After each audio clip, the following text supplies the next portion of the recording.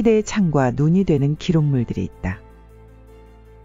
영화도 우리가 살아보지 못한 시대를 생생하게 담아낸 기록물 중 하나다. 이 기록물이 기억하고 있는 당 시대의 삶은 어떤 모습일까?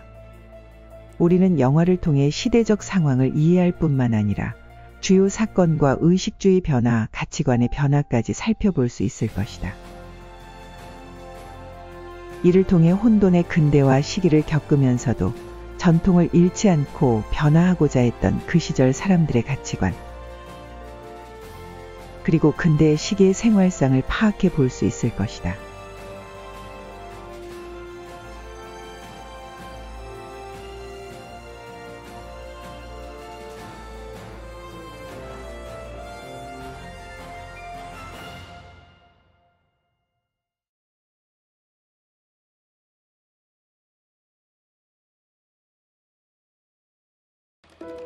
(1934년에) 개봉한 일제강점기 조선의 멜로드라마 영화 청춘의 십자로.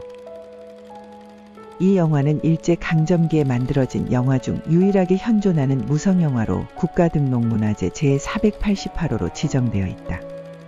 이 영화는 7년 동안 대릴사위로 들어가 일을 하였지만 사랑을 뺏기고 상경한 주인공 영복에게 벌어지는 여러 일을 다룬다.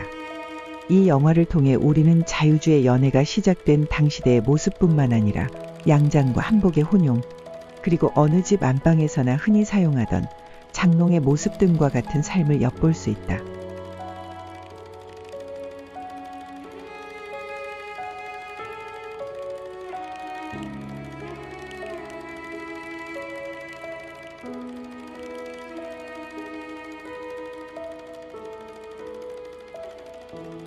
돈과 욕망을 쫓아 가정을 버리고 호텔에서의 안락한 생활을 제공하는 애인을 선택한 애순의 비극적인 결말을 담은 영화 미몽. 당시대의 백화점을 이용하는 신여성의 모습이나 양장 교복을 착용한 모습도 눈에 띈다. 영화는 1930년대 중반 신여성들의 삶과 서울의 풍경 또한 생생히 기억하고 있다.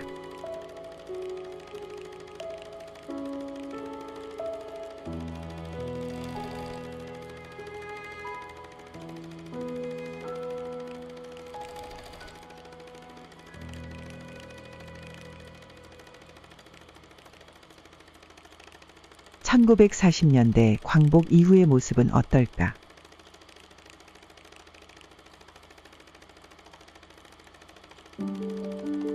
(1946년에) 제작된 최인규 감독, 전창근 각본의 자유만세는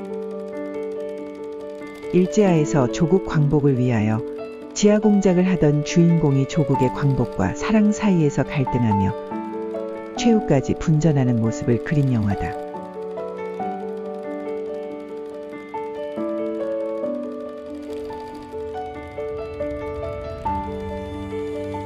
당시 여성들 사이에 보편화되어 있는 미싱의 사용 모습은 물론 거울이 달려있는 장롱의 모습도 볼 수 있다. 이 영화는 광복기를 장식하는 가장 괄목할 만한 영화로 평가되고 있다. 전쟁이 끝난 후 한국 영화는 급격한 발전 양상을 보이며 중흥기를 맞는다.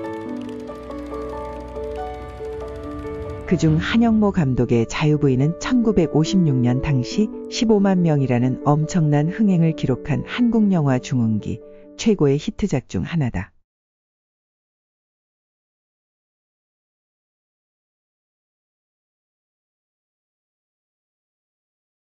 당대 큰 논란을 불러일으킨 정비석의 동명소설을 원작으로 한 이 영화는 1950년대 잔존하는 가부장적인 사회와 현대화의 물결 속에서 경제적, 정신적, 사회적인 자유를 꿈꾸던 여성의 이야기를 담고 있다.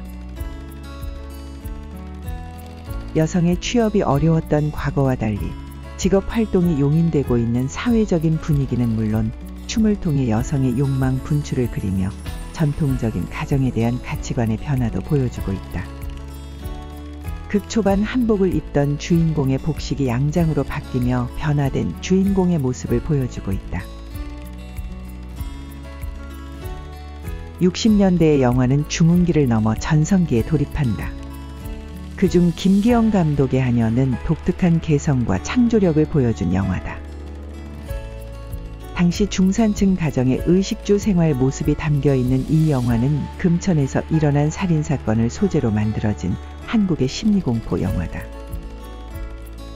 공장에서 여급으로 일하다 동식의 집에 하녀로 들어가 풍요롭고 화목한 가정을 장악하는 하녀. 방직 공장의 음악부 선생이자 한 가정의 가장이지만 하녀의 접근에 우유부단한 모습을 보이는 등 전형적이고 강직한 아버지와는 거리가 있는 동식.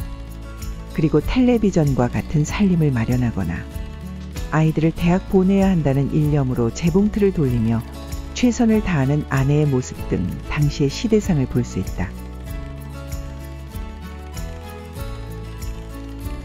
1960년대 초기에는 가족 드라마가 새롭게 부상하는 장르이기도 했다. 이봉래 감독의 3등 과장은 60년대 서민의 의식주와 당대 생활 모습이 잘 나타나 있다. 미군정 실시와 해외 동포의 귀국 등으로 영향을 받아 양복화가 촉진되면서 한복이 일상복보다 명절이나 관혼상제의 예복으로 변화되던 때다. 전통과 근대의 충돌을 통하여 다양하게 발생하는 사회 문제를 새롭게 인식하도록 만들고 있다. 이처럼 영화 속에는 당대 사회 문제나 의식의 변화 등을 통해 우리의 삶이 어떻게 변화해 왔는지 잘 나타나 있다. 개화기에서부터 해방 이후 자립경제와 경제발전 계획을 시작하던 60년대까지 그 시절 시네마를 통해 알아본 한국의 근대화 시대.